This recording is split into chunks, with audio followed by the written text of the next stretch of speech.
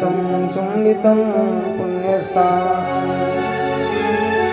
शरारे स्थितं तं समाधिष्टमूर्तिं नमामि गंगागिरियोगिराज तपो ज्ञान वैराग्य भक्ति स्वरूपम् सदालंकृतं साधु संन्यासयोगम् मुखे से वेदांत शास्त्रार्थ नित्यम् नमो नारायण गिरिजि परब्रह्म स्वरूपम् लोकाभिरामं रणरंगधीरम् राजीवनेत्रं रघुवंशनाथम् कारुण्य सिंधु भवदुःखहारम् श्रीरामचन्द्रं शरणं प्रपद्ये मंगलभावन मंगलहारी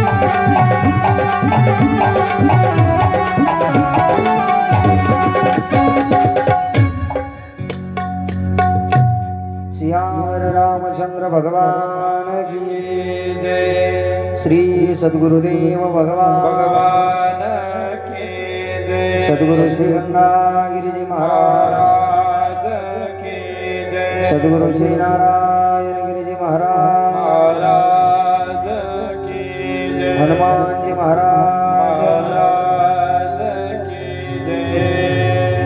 मंगल भवन मंगलहारी द्रवहु सुदशरथ अजर बिहारी मंगल भवन मंगलहारी।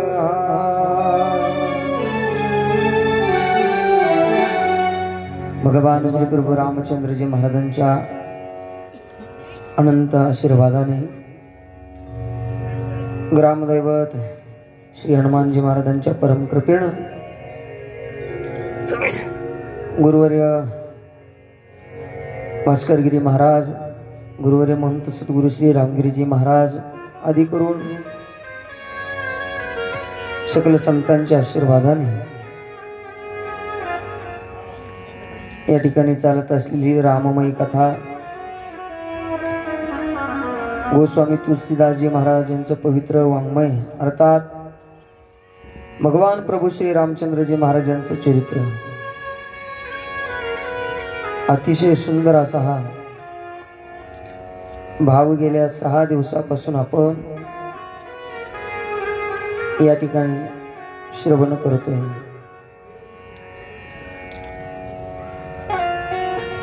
सर्व क्रांती नगरवासी लहान थोर मंडळी, सर्व भजनी मंडळ, त्यांना सहकार्य करणारी सर्वच गरीबातला गरीब, श्रीमंतातला श्रीमंत, हनुमान बाबांचा भक्त नाही का। एकदा जोरदार तुमच्या करताच तुम्ही टाळी वाजवा। टाळी याच्या करता वाजवायची आहे का तुम्ही टाळी वाजवण्याजोगं सुंदर कार्य करताय म्हणून। आमचे जाधव मामा, त्याचप्रमाणे म्हणजे शिंदे मामा असतील, दादा पाटील आहे, तुम्ही सर्वच मंडळी, माझा जास्त परिचय नाही परंतु सर्वांच्या सहकार्यातून हा सोहळा या ठिकाणी संपन्न होतोय।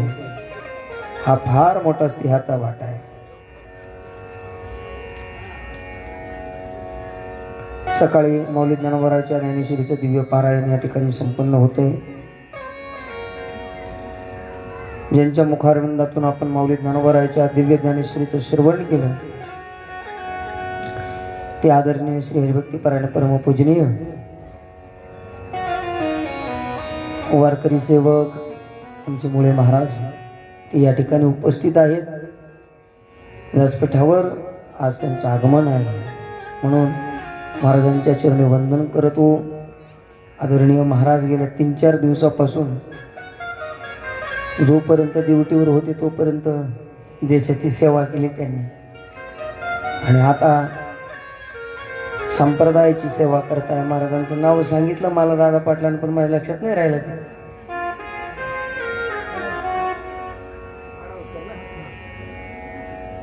तुमचे आढाव सर ते या ठिकाणी उपस्थित आहेत। म्हणजे आबा सुद्धा आज आबा म्हणजे आम्हाला फार आनंद झाला। आबा तुम्ही आले नाही का पहिल्या दिवशीपासून। आता हे शेवट वाटा त्यांचं म्हणणं रामकथा आहे, गोड करायची आपल्याला, मग त्याच्याकरता राजगिरीचे लाडू आणले, त्यांच्याकरता टाळी वाजवा। ज्याची खावी नाही, ज्याचे खावे लाडू त्याच्याकरता वाजवी टाळी। चला घरातले दारातले लवकर चला, आज शेवटचा दिवस आहे बरं का। तुम्ही जरा पावलं थोडी लवकर उचला। 9:30 वाजत आले, मग कथा किती करायची, कथा सांगायची किती, सोडायची किती, धरायची किती। काल आपण कथा प्रसंग पाहिला। राजा दशरथाला कैकेयीनं बंधनामध्ये बांधलं होतं. राजा दशरथाच्या मनात आलं की बाबा, स्वामीजींनी इथं फार सुंदर वर्णन केलं त्याचं. दशरथ मन में किए विचार, वेणु राम राजकुमार.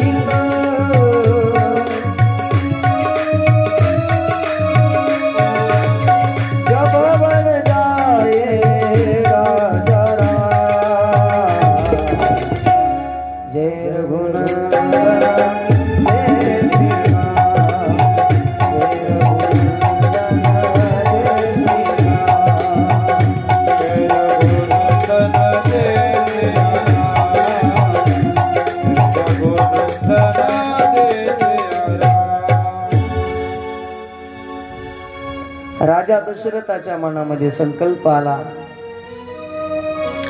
दशरथ मन में किए विचार, दे दूं राम राज को भार. एक दिवस सभेमध्ये बसलेला असताना कानावरचा केस शुभ्र दिसला. राय सभाय मुकुर करलीना. स्वामीजी म्हणतात मुकुर म्हणजे आरसा. राजानं पाहिलं महाराज, कानावरचा केस शुभ्र झाला. आणि याचा अर्थ काय माहितीये का? कानावरचा केस शुभ्र झाला म्हणजे आपली उतरती कळा चालू झाली. तुकाराम महाराजांचं प्रमाण आहे, ही जरा करना मुळी सांगू आले गोष्टी.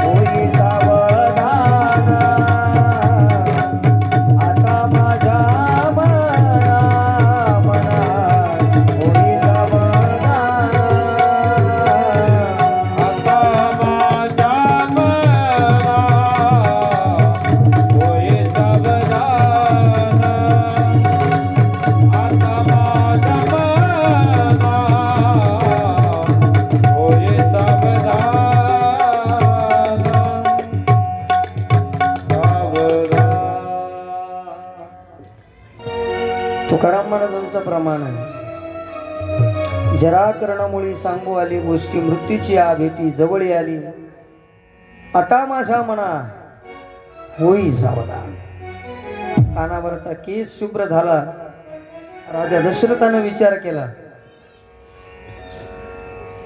दे दो राजा राम को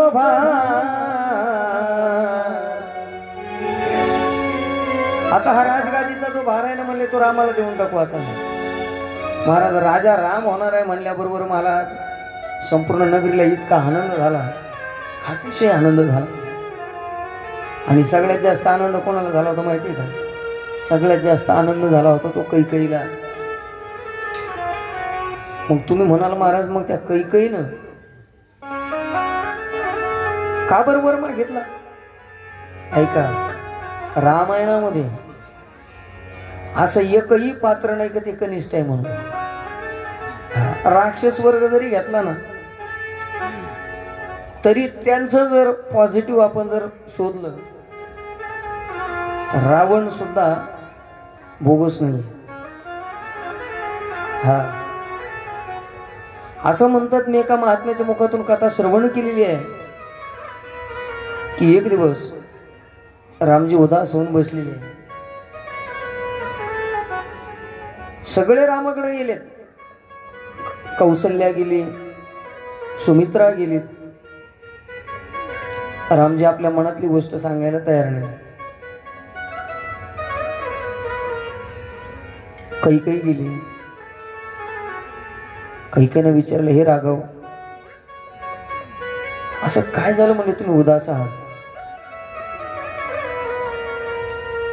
त्यावेळेस सांगितलं, आई मला एक अडचण आहे. काय अडचण आहे बाबा? मी तसं सांगू शकत नाही. रामा, तू जर सुखी होत असेल ना म्हणजे माझा जीव जरी मागितला तरी मी तुला द्यायला तयार आहे. हे सांगणारी कैकेयी.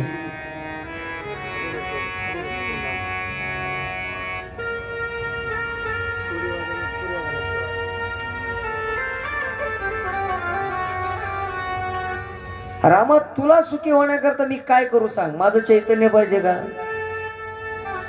तू जर म्हणत असेल तर माझा जीव मी तुला द्यायला तयार आहे. हे कोण सांग, कोण बोलतोय माहिती? कैकेयी. रामा, तू जर सुखी होत असेल तर मी माझ्या आयुष्याची होळी करण्याकरता तयार आहे तुझ्याकरता. फक्त तू सुखी व्हावा एवढीच इच्छा आहे. आई, माझं जे दुःख आहे ते तू निवारू शकत नाही. रामा, सांग काय करू?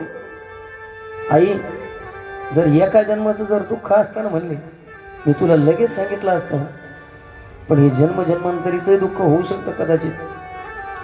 कैकेयीनं सांगितलं, रामा, तू जर सुखी होत असेल ना तर मी हजारो जन्मापर्यंत दुःख भोगायला तयार आहे. ही खऱ्या भक्ताची लक्षणं आहेत, लक्षात ठेवा. आई, मला माहिती आहे कौशल्य सुद्धा करू शकत नाही म्हणले. मला ज्यांना जन्म दिला ना म्हणले ती सुद्धा हे दुःख झेलू शकत नाही. रामा, अरे तू सुखी होण्याकरता मी तुझ्याकरता हजारो जन्म, हजारो युग दुःख भोगायला तयार आहे. आणि मी तुला वचन देते म्हणले, आई काही जर तुला हे कार्य जर केलं म्हणले तर लोक तुला दूषण देतील. आणि लक्षात घ्या, शरीर एकदाच मरतं बरं का, पण अपमान हा माणसाला नित्य मारतो. आई, तुला कदाचित लोक तुझ्या तोंडावर पण थुकतील ग. रामा, तुझ्याकरता मी तेही दुःख भोगायला तयार आहे. सांग काय करू? तुम्ही पहा, किती अज्ञानी बाई असू दे, अंगठे बहादर, तिनं आपल्या मुलीचं नाव कैकेयी ठेवलं का आतापर्यंत? नाही ना. एवढा अपमान कैकेयीनं रामाच्या सांगण्यावरून झालेला आहे.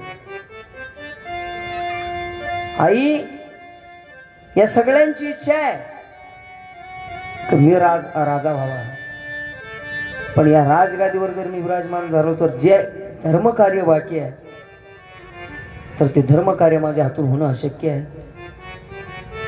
कारण मी ज्याच्याकरता अवतार घेतला ते अवतार कार्यच माझं माघारी राहून जाईल. कारण सगळ्यांनी महाराज योग्य असा मुहूर्त पाहिलेला आहे. हे मुनी देखे शुभ घड़ी पहल पर, सभी नरेश मिलके वही चल. सगळ्यांनी शुभ मुहूर्त पाहिला, सगळे राजे महाराजे माझ्या राज तिलका करता येत आहेत, पण आई जे धर्म कार्य बाकी आहे ते राजगादीवर बसल्यानंतर होऊ शकत नाही. जो अवतार मी ज्याच्या करता धारण केलाय त्या अवताराची जी लक्षणं आहेत ती या बंधनामुळे पूर्णत्वाला जाणार नाही. मग तुला एक माझ्या करता एक दोष झेलावा लागेल. रामा काय करू सांग? म्हणले बस. ज्येष्ठाशी धाडावे दुरी दिगंतरा, नाही समाचार त्याचा आम्हा. नामदेव महाराजांनी त्या प्रसंगाचं वर्णन केलं. एवढं फक्त तुला करावं लागेल. असं म्हणतात जशी आकाशातून वीज कडकडत असते ना, तर ती विचार करून कडकडत नाही. लक्षात घ्या की एखाद्याच्या कानाच्या पडद्याला त्रास होईल, एखादा आपत्ती डचकेल म्हणून ती असा काहीच विचार करत नाही. जशी आकाशगंगेतून निसटते ना महाराज, तशी ती जिथपर्यंत जाईल तिथपर्यंत ती आपल्या मनोवेगाने धावते. त्या न्यायाप्रमाणे कैकेयीच्या अंतःकरणामध्ये महाराज दुःखाची वीज कडकडली. रामा तू सुखी होतोय ना, त्याच्याकरता मी माझ्या तोंडाला काळा लावायला तयार आहे. आज तागत कैकेयीला कोणीच चांगलं म्हणत नाही, कोणी कैकेयीचा अंगीकार करत नाही. आणि याच्या मागचं हे कैकेयीचं योगदान आहे. लक्षात घ्या. का मरेनासुर नसरे देवहित, मरेनासुर सरे देवहित, जब बन जाय राजा राम.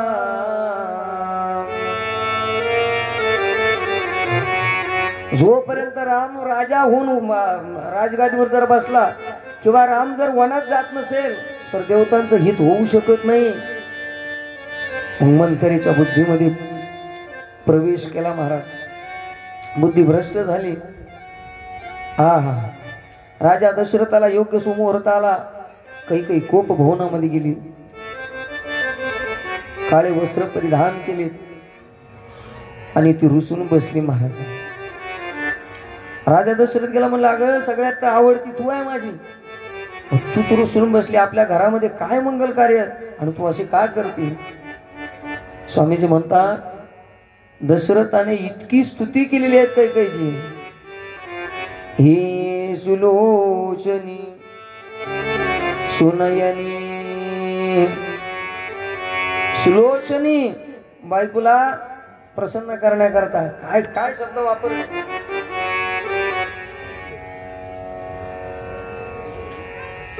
सुनयनी चांगल्या नयनाची, सुलोचनी चांगल्या डोळ्याची. एकाच अर्थाचे शब्द आहे, पण स्वामीजी म्हणतात त्यांना सगळे वाक्य वापरले. ऐकायला तयार नाही. काही सांग तुझ्या करता काय करू. पत्नीने सांगितलं तुम्ही काहीच करू शकत नाही माझ्या करता. म्हणजे असं कसं? एकमेकाचा हे करू अवघे धरू सुपंत. काय भानगड आहे बरं का गुरुजी. मला एक तर खऱ्याने त्याची आठवणच राहत नाही. आठवणच राहत नाही मला. सोनं अंगठ्या हे दार्जिन नाही. मी पहिलं पफास वाजवायचो ना, शिंदे मामा मी सोन्याची अंगठी केलेली होती. सोन्याची अंगठी केली, मग वाजवायला बसलो. मग मी काय केली, काढून ठेवली. ज्या दिवशी केली की त्याच दिवशी घातली. म्हणजे केल्यावरच अंगठी घालणार, आधी थोडीच द्यायची पण वापरायला म्हणा. पण ती घातली भरताना हौशीनं. जिडं वाजवलं का तिथंच राहून गेली. नंतर मात्र ते विठ्ठल जे झाल्यावर मग ते आरती झाल्यावर लोक आपल्याला परत तुरायला नाही घातले. तेव्हा व्हायना मग झालं ना वाजून काय मध्ये व्हायला तुला काय लोकांची गंमत अवघड. तेवढ्या गडबडीमध्ये मी ते कणिक काढायच्या ना. आता आम्हाला लईच हळू पुरं उक्त घेऊन राहतात. कणिक लावाय कोण काढीपर्यंत. मग ते नंतर आपल्याला तोडून का जाईना. मग ते कणिक काढायचं ना. आता महाराज मग आणखी एकाला लातळून ते कुणीकडे गेले माझ्या डोक्यात नाही राहिले. ज्या वेळेस टायमाला मी महाराजाच्या आणखीकडे पाहिलं माझ्या डोक्यात आला आपल्याला बँक ठेवून तिकडे गेले त्या टायमाला मंडपाला कापडा सोडित होता. त्याला म्हणा आपली अंगठी ते बोट आहेत तुम्हाला. अरे मग तवाच बोटात घालायची ना म्हणजे तू काय डोस ते पडला म्हणजे ते मला ध्यान नाही राहत. त्याच्यामुळे मी ते गाडीतून बाहेर काढत नव्हतं. पण ते मग तसंच डोळ्याला लावून तसंच आलं. एक दिवस पारक भर डोक्याला पाहत हिंडत होतो. घरचे तुम्ही काय पाहता म्हणलं काय नाही कॅस मान ते डोक्यावर काय तुम्हाला तर डोक्याचाच पाहता नाही गेला मग माती.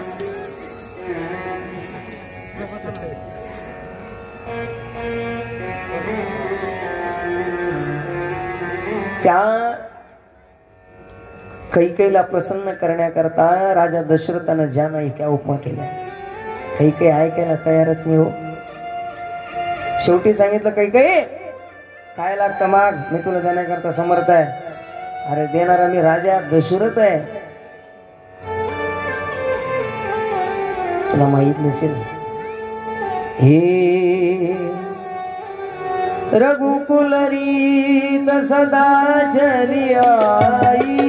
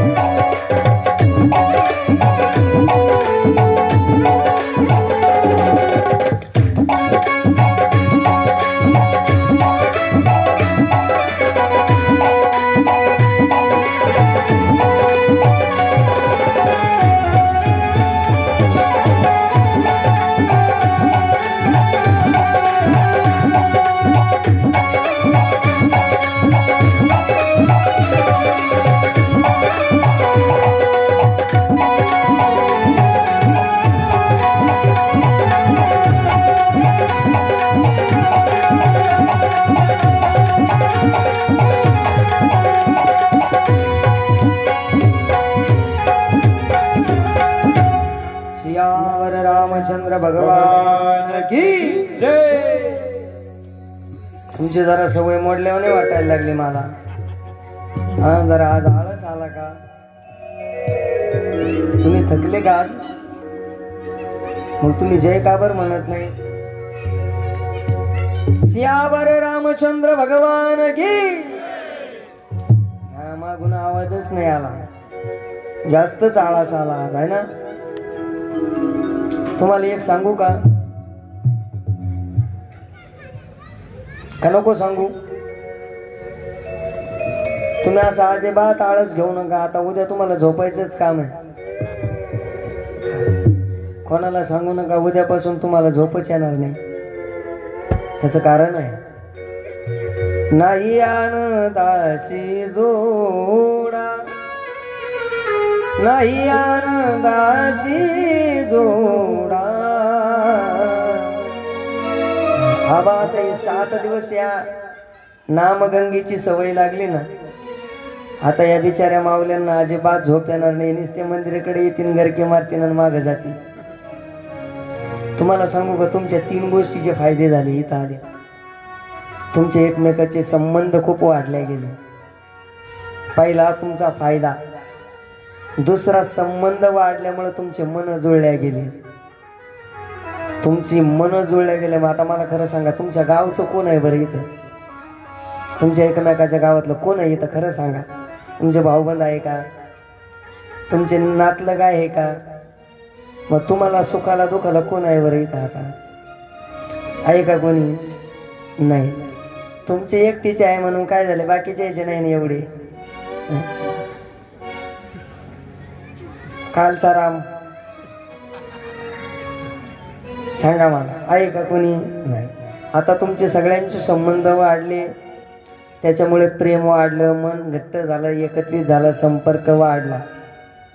आता तुम्हाला एकमेकाला सुख दुःख जर लागलेत ना, तर लोक पाहायला जायची गरज नाही. तुम्हाला सुखाला दुःखाला आता हेच गणगोत तुमच्या करता सगळे हात भरभरून उभे राहतील.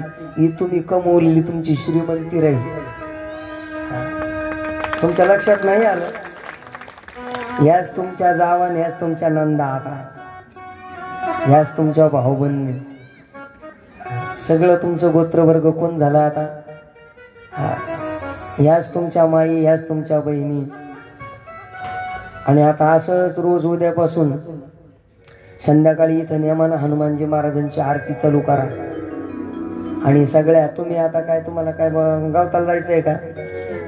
गावताला जायचं नाही ना, तुम्हाला शनकूर करायचं नाही, काही नाही, बरोबर आहे. संध्याकाळी माझ्या नवऱ्याची बायको पाहिल्यापेक्षा इकडे आरतीला या, सगळे या, महिला या, पुरुष या, सगळे उद्यापासून. उद्या शनिवार आहेत ना गुरुजी, नाही का? उद्या शनिवार आहे.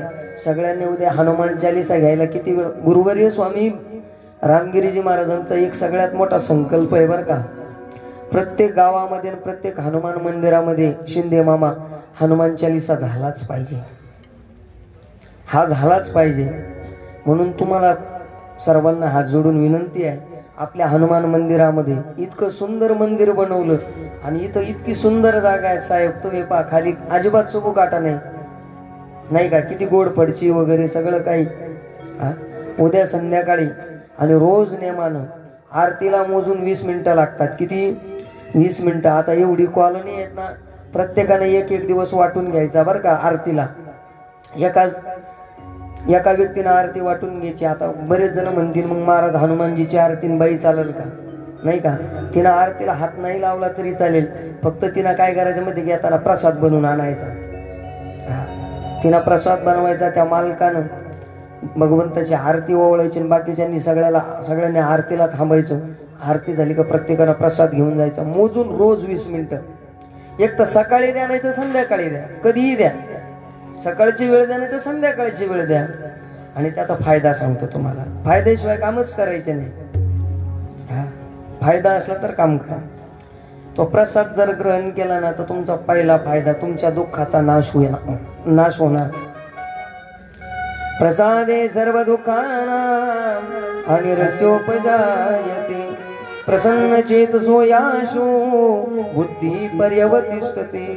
भगवान गोविंद गीतेमध्ये सांगतात, अर्जुना ज्याने प्रसाद ग्रहण केला ना, त्याचं नुसतं दुःख जात नाही, सर्व दुःखानां हानिरस्योपजायते प्रसन्न चेतसो ह्याशु बुद्धी पर्यवतिष्ठते. तुम्हाला हसायला क्लास लावण्याची गरज पडणार नाही. मग तुम्ही प्रसन्न राहणार. इथं आले म्हणजे तुम्ही भगवंताच्या सन्मुख राहणार आणि भगवंताचा आशीर्वाद तुम्हाला रोज मिळणार. मग करताल का उद्या? टाळी द्यावा पुढं वाजवायची, माझ्या पुढं नाही. वाजवताल का? वरती हात करा बरं. उद्यापासून कोणाला हनुमानजीची आरती व्हावा असं वाटत हो.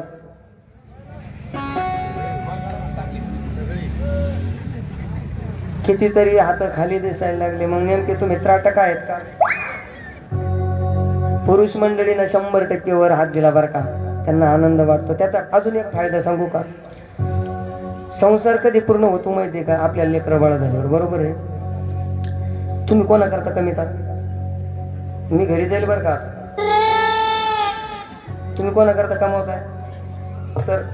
एवढे कष्ट, 8-8 घंटे ड्युट्या, फर्स्ट सेकंड थर्ड कोणा करताय? आणि त्या पोरानंच उद्या आपल्याला थड मारला. मग ते नाही जातो काय नांग्याला, काय नंगे उभा धरताय बाबा.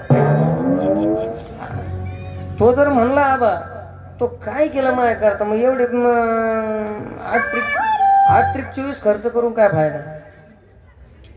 तो असं म्हणू नये याच्याकरता हा प्रकल्प आहे. त्यांना रोज जरी मारुतीचं दर्शन घेतलं, रोज आरतीला आला ना बाबा, परिणाम असा होणार, तुमच्या या नगराला एक वेगळी क्रांती निर्माण होईल. लक्षात ठेवा. नुसतं नावच नका ठेवू क्रांतीनगर. ही नवीन एक क्रांती घडेल तुमची. आणि पुढची जेवढी पिढी येईल ना, ही सगळी राम सुखदायी असेल, लक्षात असू द्या. ही काय असेल तुमच्याकरता, तुम्हाला कधीच वनवास येऊ देणार नाही ती, कधीच नाही.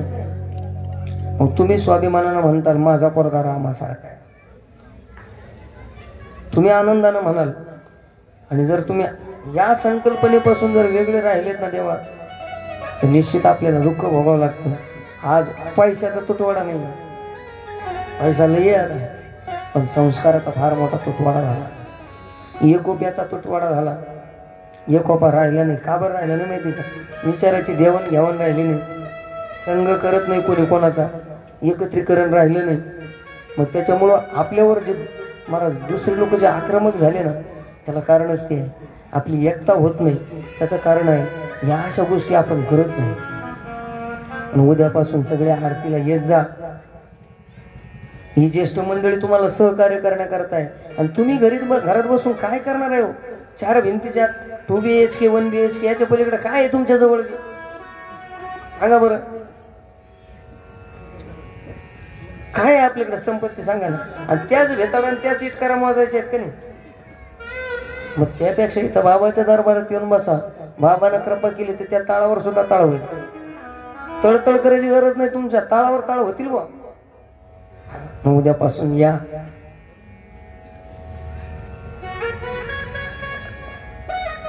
कैकेयीला फार सुंदर समजून सांगितलं, पण कैकेयी ऐकायला तयार नाही.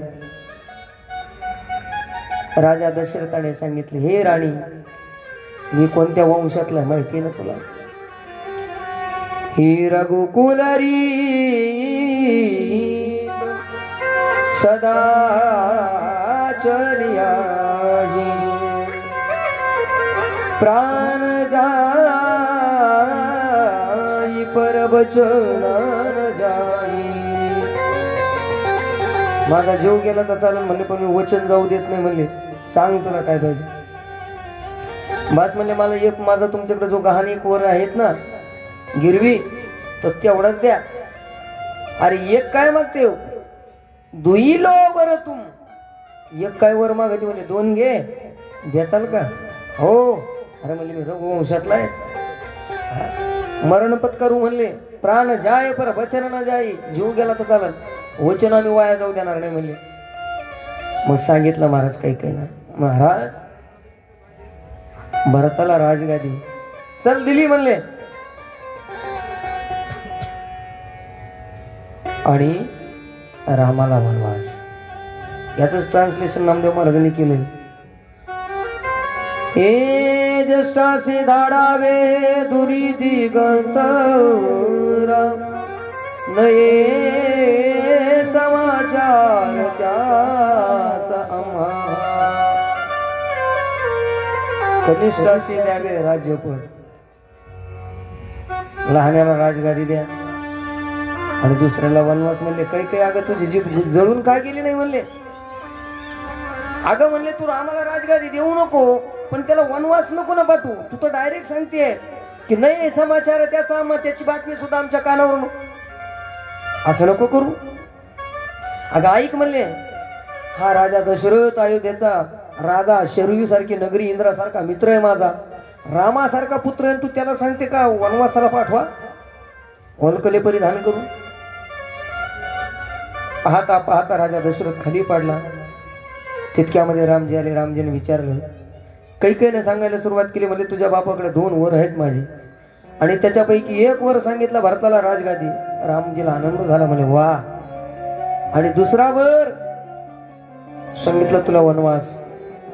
जर माझ्या पित्याची इच्छा आहे, माझ्या पित्याचं जर वचन असेल तर ते वचन पूर्ण करणं हे माझं कर्तव्य आहे. रामजीने सांगितलं मी आनंदाने वनात जाईल. तितक्यामध्ये सीतामाई आली. सीतामाईनं सांगितलं, राघव तुम्ही कुठं निघालात? सांगितलं मी वनामध्ये चाललोय, कारण वनवास मला एकट्याला येत ना, म्हणजे तुला नाही ना. म्हणजे महाराज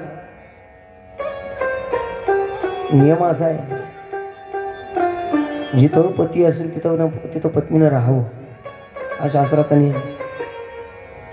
सीते हे जाणं की तुझ्या पायाला सुद्धा खडा सहन होणार नाही. आणि अरण्यामध्ये सुख आहे, दुःख आहे, अनुकूल काळ, प्रतिकूल काळ आहे. तू असं कर म्हणजे तुला इथं राहू वाटलं तर इथं राहा, पाहिजे तर तुझ्या बापाच्या घरी जा. अगं इथं तू माझ्या मायबापाची सेवा करशील. सीतामाईनं सांगितलं नाही. निरोप मजला कसला घेता जे तेरा गव ते देता.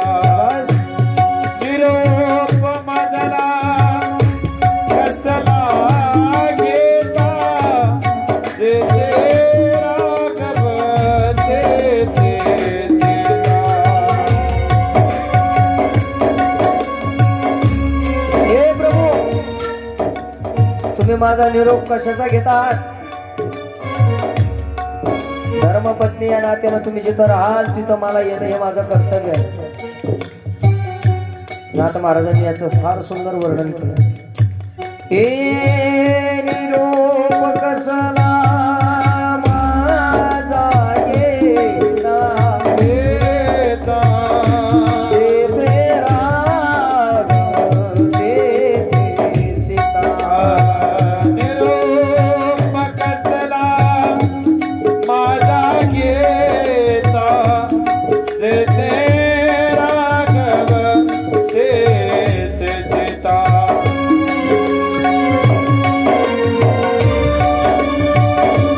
हरी बोल.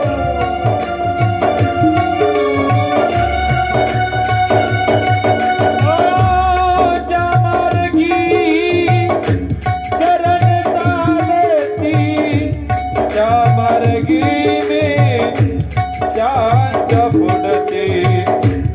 वनवासाची मला न भीती, हो वनवासाची मला न भीती. संगे भाग्य विधाता. निरोप कसला माझा घेता जे तेरा गव ते देता. हरे राम हरे राम राम राम हरे कृष्ण हरे कृष्ण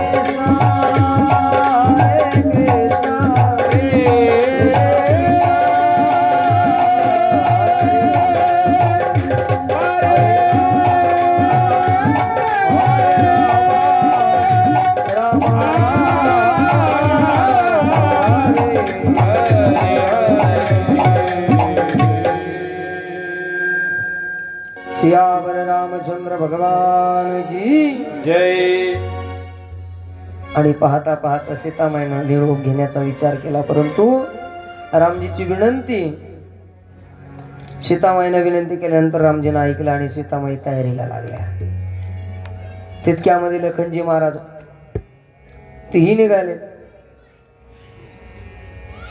तुम्हाला खरं सांगू का, अयोध्येमध्ये सगळ्यात जास्त वनवास कोणा भोगला माहिती आहे?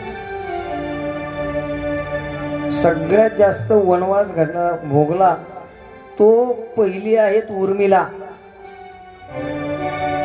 कोण आहेत?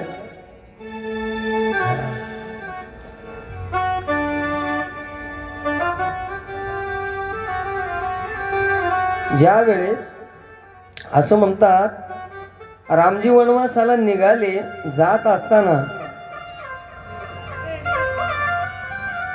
त्या लक्ष्मणजी महाराजांनी त्या उर्मिलेचा निरोप घेण्याकरता निघाले.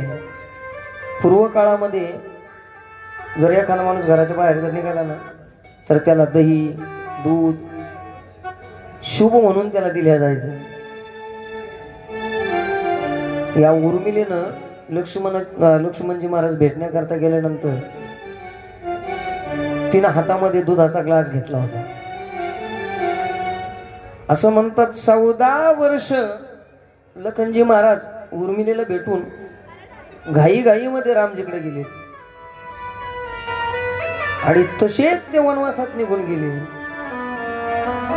निघून गेल्यानंतर महाराज ती द्वारावर आलेली ती उर्मिला आहेत ना, ती लक्ष्मणजी महाराज परत येईपर्यंत द्वारामध्ये वाट पाहत. काय त्याग असेल महाराज, कल्पना करा ना. भरतजी महाराज आहे, काय त्याग आहे महाराज. ज्यावेळेस भरतजी महाराज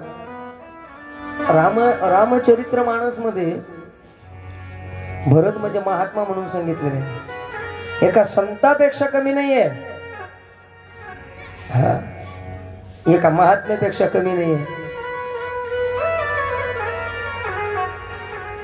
भरतजी महाराजांनी सगळे भोग जवळ असून सुद्धा सगळ्या भोगाचा त्याग केला. हा मामाच्या घरून आल्याबरोबर पहिला मार त्यांनी कैकेयीला त्या मंथरीला दिला. ही मंथरा म्हणजे कुबुद्धी, मंथरा म्हणजे दृष्टबुद्धी.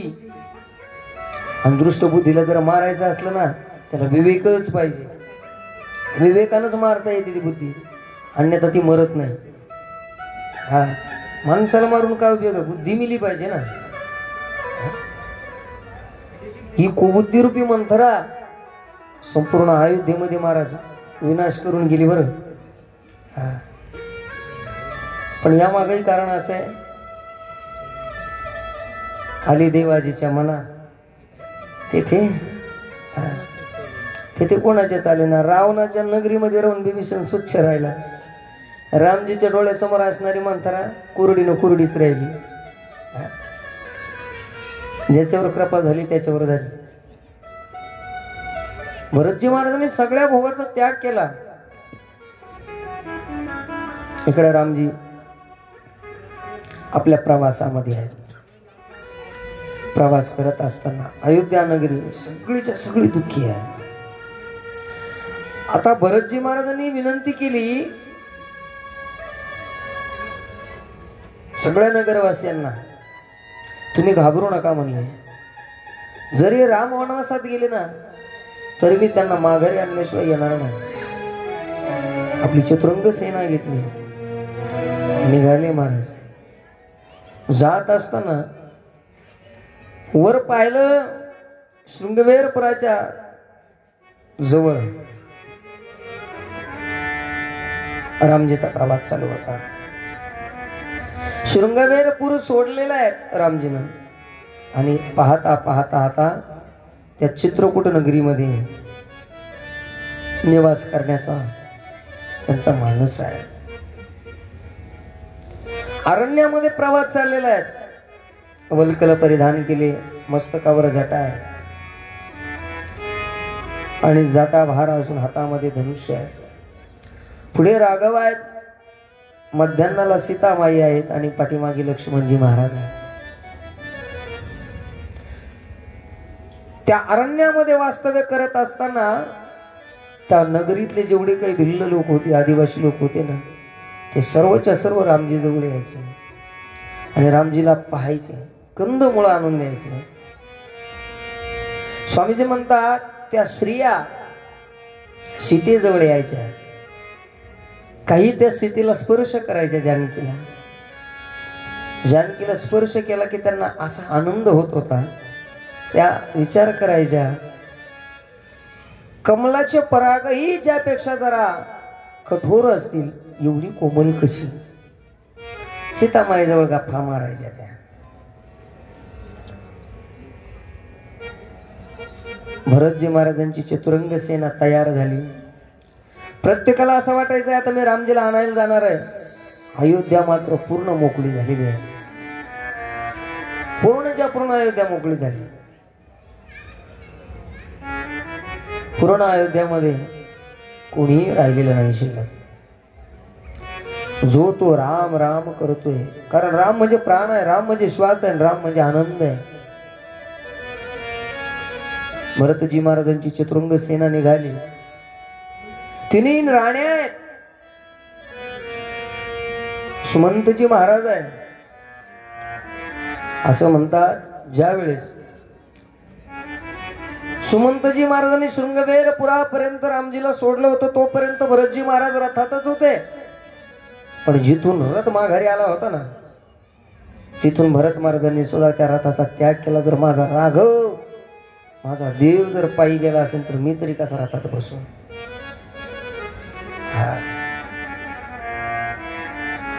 मेरे राम भैया यदि पैदल गए हैं, लखन जी यदि पैदल गए हैं, मेरी भाभी सीता पैदल गई है, तो मैं रथ में कैसे बैठू? रथाचा त्याग केला आणि भरतजी महाराज हनुमानी पायाने चालायला लागले. चालत असताना कधी कधी उष्ण वातावरणाने भरतजी महाराजांच्या अंगावर घाम माताचा थकवा यायचा, परंतु अंतःकरणामध्ये एकच आस आहे. आणि भक्ताला महाराज लागत तरी काय दुसरं? भक्ताहुनी देवा आवडते काही त्रिभुवनी नाही आण तुझे. जसं देवाला भक्ताशिवाय काहीच आवडत नाही ना, तसं भक्ताला सुद्धा देवाशिवाय काही आवडत नाही. लक्षात घ्या. त्या गोपिका होत्या ना, गोपिका, त्या गोपिकांना सुद्धा उद्धवानं ज्ञान द्यायला सुरुवात केली होती बरं का. उद्धव म्हणलं तुम्ही असं करा, तुम्ही योग करा, तुम्ही देवाच्या जवळ राहता. राधेनं महाराज इतका सुंदर उपदेश केला. राधाजी म्हणतात कृष्णा उद्धवा, अरे म्हणले ते योग करायला त्याला मन तर टाळेवर लागेल काय? योग करायचं म्हणल्यावर मन लागेल, आणि आमच्याजवळ तर मन राहिलंच नाही ना. मन वेडे रमतच नाही ग, मन वेडे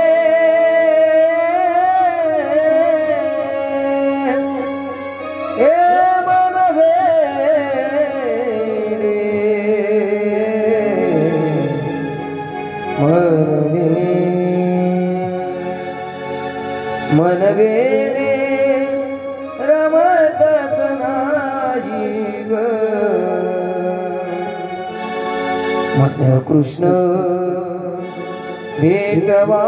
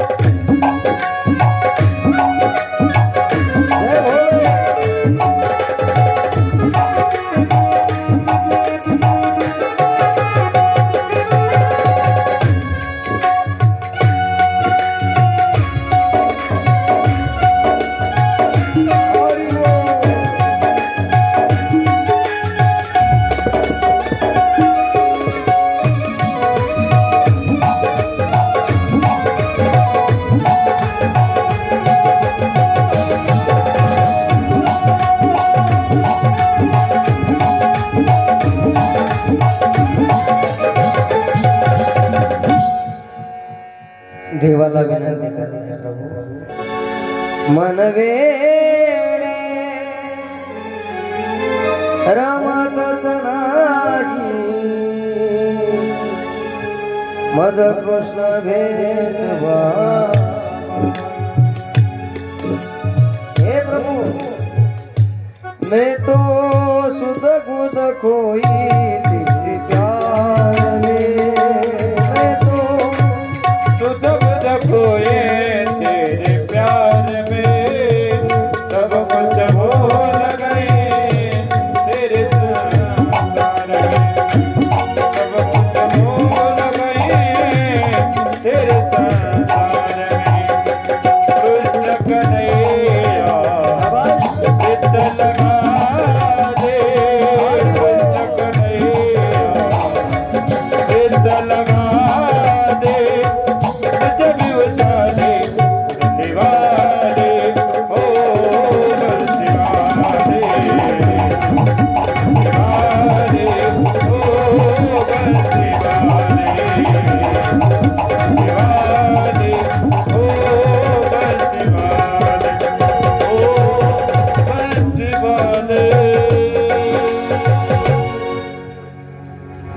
मैं तो सुध बुध कोई तेरी प्यार में, सब कुछ भूल गई तेरे संसार।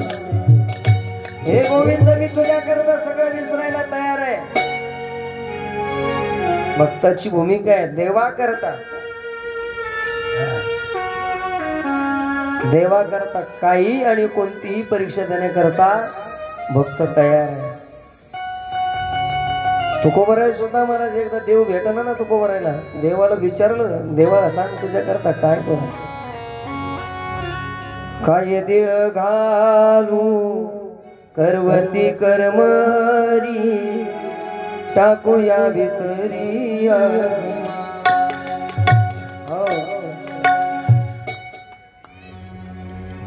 देवा करता भरतजी महाराज आहे. देवा करता रामजी करता सगळ्या भोगाचा त्याग आयुष्यभर केला बर का. आपल्याला कथा पाहायची पुढं, परंतु ज्या वेळेस रामजी महाराज आले नाही ना, रामजी महाराज आले नाही, न आल्यानंतर भरतजी महाराज अयोध्येमध्ये गेलेच नाही, इकडच नंदीग्रामामध्ये थांबलेत आणि नंदीग्रामामध्ये राहून रामजी महाराजांच्या पादुकांना विचारायचे. भरत राजा झालेच नाही कधी. जसं वनामध्ये तुम्हाला एक सांगू का, वस्तू नसल्यानंतर धकवणं फार सोपं आहे, पण वस्तू उपलब्ध असून त्या भोगायच्या जर नसेल ना त्याला त्याग म्हणतात. लक्षात घ्या. दात पडल्यावर सुपारी सोडणं म्हणजे त्याला त्याग म्हणत नाही, नाही का. दात पडल्यानंतर सुपारी सोडणं त्याला त्याग म्हणत नाही. दात असताना सुपारी सोडणं याला काय म्हणायचं, त्याला त्याग म्हणावं लागेल. एक जण म्हणलं मानव थोडून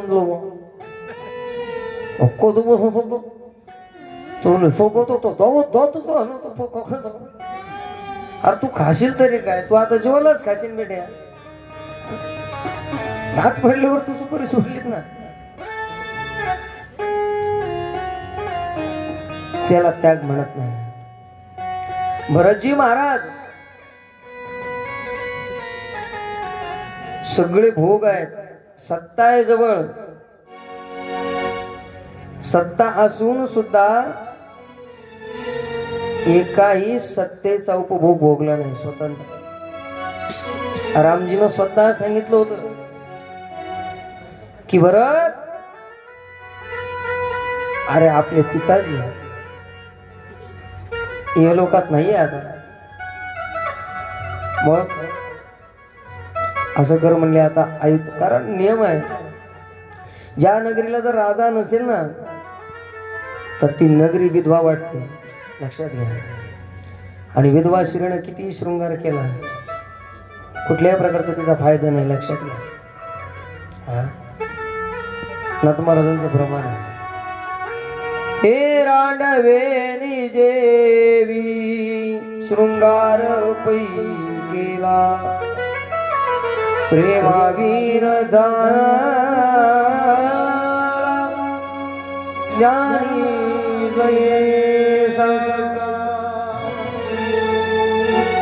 प्रेमाशिवाय ज्ञानी व्यर्थ आहे आणि पतीशिवाय शृंगार व्यर्थ आहे. विश्वासाशिवाय बोध व्यर्थ आहे. विश्वास जर नसेल ना, तुम्ही पहा त्या बोधाचा उपयोगच होत नाही. समोरच्या व्यक्तीचा तुमच्यावर जर विश्वास नसेल, आबान तुम्ही जर त्याला सल्ला दिला ना, तो सल्ला म्हणजे उगा बावळटपणाचा कळच आहे. व्यर्थ फुलिवाचा शेनो नाये ओ, व्यर्थ फुलिवाचा शेनो नाये, व्यर्थ फुलिवाचा शेनो नाये ओ,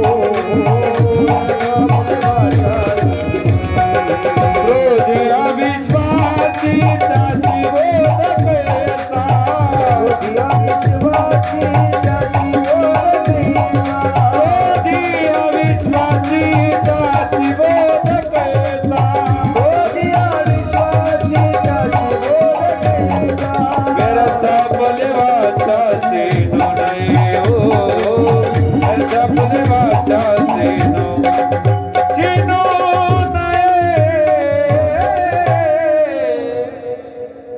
आंधळ्या पुढं दिवा लावू नये. आंधळ्या पुढं एकानं काय केलं, अशी लाइटिंग लावली लागेल तेवढ्या समाया लावली, इकून तिकून तिकून आणि त्यानं आंधळ्याला सांगितलं. कस काय वाटला मग दिवा? दुसरा म्हणला त्याच्याकडे आवडीचं गाढव होत, त्याला गाढवाला 52 नंबरचं चंदन लावलं. असं चौकून चंदन चोळलं त्याला. गाढवाला विचारलं त्याला, कसं काय चंदन? एकाला सापाला दूध पाजलं, त्याला कसं काय वाटत? हे तिन्ही व्यर्थ आहेत ना. तसं अविश्वासी व्यक्तीला बोध व्यर्थ आहे. अंधा पुढे दीप खराशी चंदन, सर्प दुग्ध पान करू नये, क्रोधी अविश्वासी त्याशी बोध कैसा, व्यर्थ आपली वाचा शिनवू नये. अरे विवेक जर असेल, भोगा प्राप्त असून त्या भोगाचा त्याग जर झाला असेल, तो खरा त्यागी आहे. विषय भोगण्याची हिंमत आहे आणि तरी त्या विषयाला जर लाताळीत असेल ना, तो खरा त्यागी म्हणावं. भरत महाराजांच्या जवळ सगळे भोग आहे, सगळ्या भोगाचा त्याग आहे महाराज. म्हणून भरताला महात्मा म्हणून संज्ञा केली. आपल्याला विचारा किती वेळ आहे, मला का पुढे नेता येईना ना. मग त्याचा विषय पुढे निघून जाईन, मग झाकी येईल, मग मला झाकी येईल पुन्हा. मला झाक जर आली तर मग कसं करायचं, नाही का? भजन घ्यायचं का? वा रा बरं सगळे उभे. आमच्या शिंदे मामाची आल्या आल्या मला विनंती होती, महाराज शेवटचा दिवस आहे म्हणले, वनवास आठवलाच नाही पाहिजे आम्हाला. या रा सगळे उभे राहा, एकदा सगळा आवाज बाजूला सारा रा, उभे राहा. उद्या तुम्हाला कोणीच म्हणणार नाही नाचा म्हणून, आनंद घ्या म्हणून.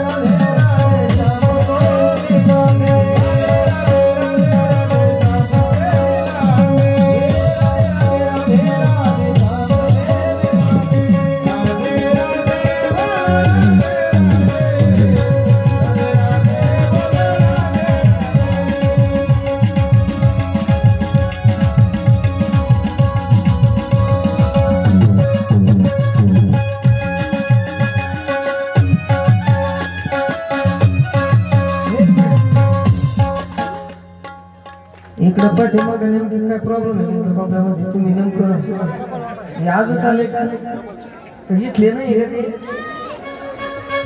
इकडे काय भानगड आहे? इकडे आमचं एकच, आमच्या पक्षाचा एकच माणूस आहे राव, पवार साहेब. जय श्रीराम, जय श्रीराम. जे नाचणार नाही ना त्याला आता रामजीची शपथ आहे रे बाबा. पहा तुम्ही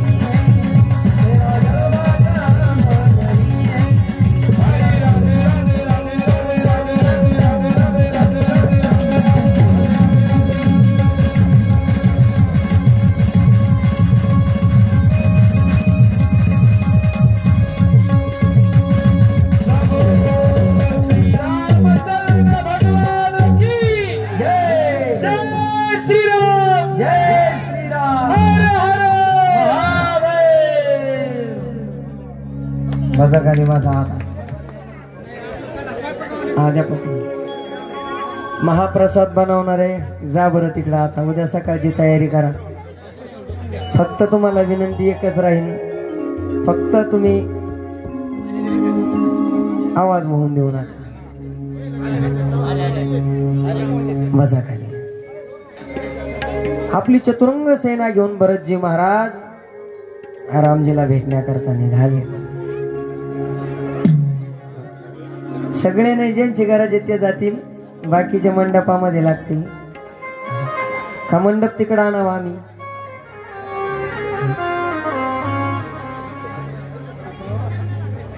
आपल्या चतुरंग सेनेसह भरतजी महाराज आपल्या लक्ष्मणजी महाराजांना आणि रामजीला भेटायला चालले.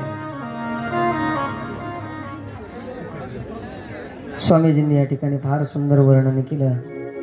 कोणी एका भक्ताने फार सुंदर भाव प्रगट तयार केला. भरतजी विचार करताय,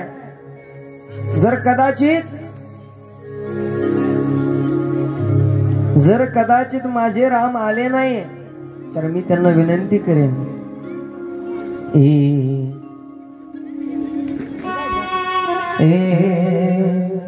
भरत चला रे अपने राजा भरत चला रे अपने भैया चला रे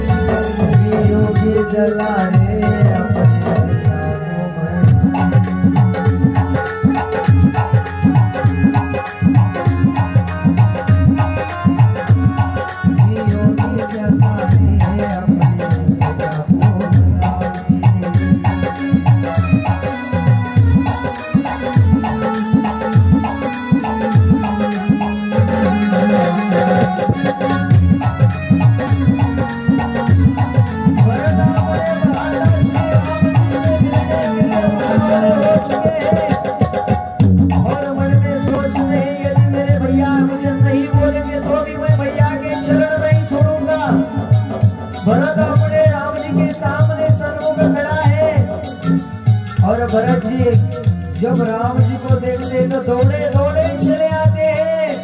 राम जी भरत जी के पास जाते हैं और भरत जी महाराज अपने राम भैया के चरण पकड़ते गले लग जाते हैं। तालियां बजाइए। भरत जी कहते हैं यदि मैं राम जी को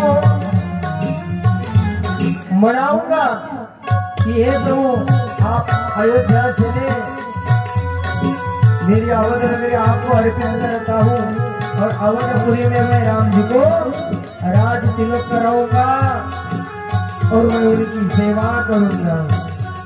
ये अवध राम को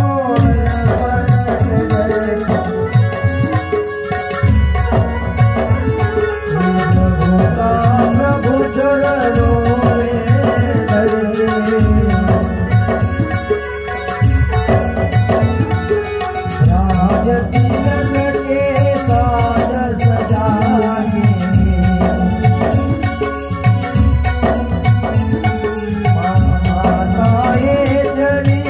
रंग प्रजा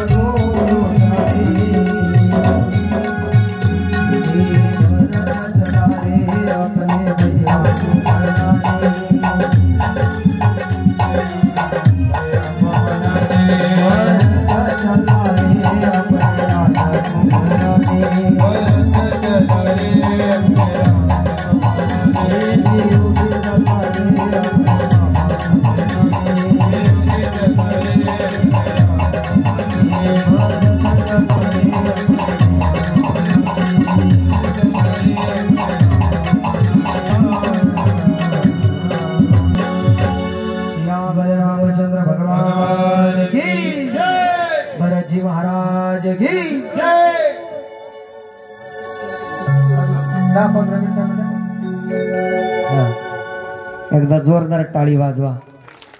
फार सुंदर जॅकी या ठिकाणी केलेली आहे आणि ह्या जॅकीचं दर्शन करण्याकरताच आपल्याला कथा थोडी विस्तृत करावी. माईकानं सुद्धा आता येरत आहे ना ती साथ सोडून द्यायच्या मग आले पाटील. माईक साथ सोडायला लागला त्याला चक्कर आली वाटत. काय सांगत तुम्ही कथा. भरत चला रे अपने भैया को मनाने ये भगत चला रे अपने राजा को मनाने. राजा को मनाने चला साधु प्रभु को मनाने भगत चला रे अपने भैया को मनाने. जर कदाचित रामजीने जर ऐकलं नाही तर मी रामजीला सांगेन ही अयोध्या नगरी मी तुम्हाला देणार. रामजीला राजगादीवर बसवणार.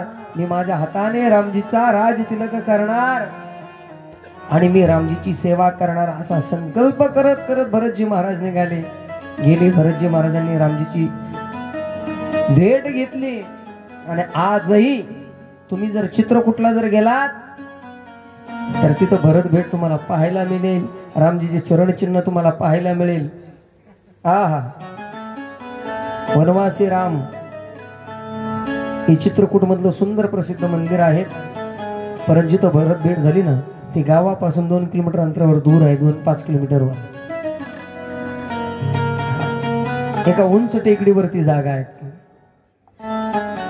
अतिशय सुंदर मनमोहक स्वरूप. रामजीला विनंती करत आहेत भरत महाराज. हे भरत रामजीला नेण्याकरता आले तर रामजीने सांगितलं आपल्या पित्यानं दिलेला शब्द आहे आणि आपल्या कुळाचा नियम आहे. हा रघुकुल रीत सदा चलिया हे प्राण जाई पर बचन जाई. अरे वनवास वेड्या मला एक खेळा दिलाय म्हणले तुला थोडाच दिलाय. असं कर म्हणले तू राजगादीवर बस. अरे तू काय आणि मी काय वेगळा आहेस. हे भरत भैया तू राजगादी संभळ. मी 14 वर्ष वनाची सेवा करतो तू प्रजेची सेवा कर. अरे आपल्याला बाप नाही बाबा. प्रजेला बापाची आठवण येऊ देऊ नकोस. शेवटी भरत हट्टाला पेटले. रामजीला सांगितलं नाही मी एक पत्नी एक वचनी. अरे मर्यादा पुरुषोत्तम आहे मी. जो दिला शब्द दिला. भरताने सांगितलं एक काम करा महाराज तुमच्या चरण पादुका मला द्या. तुम्हाला जर राजगादीवर बसायचं नसेल तर मी तुमच्या चरण पादुका राजगादीवर ठेवतो महाराज. काय राजसत्ता असेल ती कल्पना करा ना. नाही दादा तुम्ही तुमच्या पायाच्या खडवा द्या मला. पादुका द्या आणि त्या श्री पादुका सिंहासनावर ठेवल्या. हा भारत देश आहे महाराज. सध्याच्या घडीला कोण गादीवर बसाय करता काय करीन. आता मेळच नाहीये सध्या. हा कार्यक्रमच त्याचा आता. भरत महाराजांनी त्या खडबा घेतल्या. सगळ्या अयोध्यावासियांना असा एक उल्हास होता की भरत महाराज गेल्यानंतर रामजी येतील. रामजी येताना दिसले नाही. त्या दिवशी भरत महाराजांनी ठरवलं, माझे राम जर वल्कल परिधान करीत असेल ना, म्हणजे मी सुद्धा राजवस्त्र परिधान करणार नाही. भरतजी महाराजांनी राजवस्त्राचा परित्याग केला. माझा राम जर कुशावर झोपत असेल तर मी सुद्धा कुशावर झोपेल. राजगादी असून त्याग केला. त्या भगवंताच्या चरण पादुका सिंहासनावर ठेवल्या आणि त्या चरण पादुकांची भरत महाराज सेवा करत होते. महाराज 14 वर्ष. आपण एक दिवस लेट झालं त्याचं काय खरंय मध्ये घ्या उरकून. अवघड महाराज. साधं तुम्हाला सांगतो, फक्त हॅलो म्हणून तर जर नाही आवाज गेला ना, लोक दुसऱ्याला द्या, तेच काय खरं. 14 वर्ष वाट पाहिली महाराज. त्या सेवा चरण पादुकांची सेवा भरताने केली. भरत म्हणजे महात्मा आहे आणि रामायणाचा आत्मा आहे. भरताचं जीवन म्हणजे एक महात्मा आहे आणि रामायणाचा आत्मा आहे. 14 वर्ष जेवढं रामजीनं सहन केलं ना, तेवढं भरताने केलं. नंदीग्रामामध्ये राहायचं. हाल लाईट उडाला ना, तर मग आपल्या ताब्यात सत्ता आहे म्हणून आपण टाकायचं नाही. रामजीला विचारायचं, म्हणजे ते चरण पादुकांना, दादा हा लाईट उडालाय, टाकू का? आपणच हो म्हणणार, मग टाकणार. पण पहिला सन्मान रामजीला. हे भरत महाराज आहे.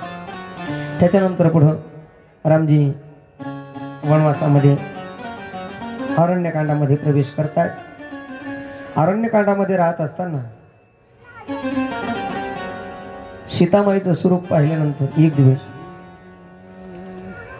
इंद्रपुत्र जयंत यानं सीतामाईला स्पर्श करण्याचं ठरवलं आणि तो काक पक्षाचं स्वरूप धारण करून आला आणि चोच मारायला लागला. तसा काक पक्षी हा अशुभ पण सांगितलेला आहे. काक पक्षी इतका अशुभ सांगितला. जुन्या